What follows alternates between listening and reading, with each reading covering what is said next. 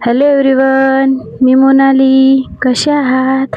तर गावाकडे अशा दोन बाया एकत्र आल्या की आपलं दुखणं सांगतात. बाई माझं हे दुखते, बाई माझे कंबर दुखते, माझे पाय दुखते. आणि संध्याकाळी बघा, जी गावाकडे मजा आहे ती शहरात कुठं. तर शहरात इथं मस्त आभाळ आणि ढगाच्या खाली बसून मस्त जेवण वगैरे करतात खुल्या वातावरणात, थंड हवेत. हे उन्हाळ्यात रोजचंच रुटीन आहे गावाकडल्या लोकांचं. आणि मस्तही वाटते अंगणात जेवण्यासाठी. आणि इकडे बघा, आमच्या घरी सकाळी सकाळी काढून घेतलं दूध वगैरे, आणि एकच टाईम आम्ही दूध काढतो आणि दूध वगैरे काढून घेतलं. मग आज आमच्याकडे आणलं होतं बोकडाचं मटण.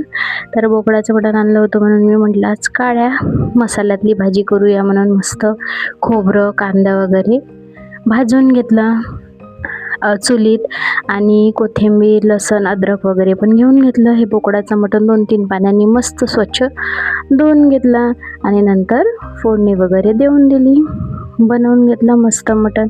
किती सुंदर दिसत होतं आणि झालंही खूप मस्त होतं. मग सांबार वगैरे टाकून दिलं आणि शिजलं. थँक्यू.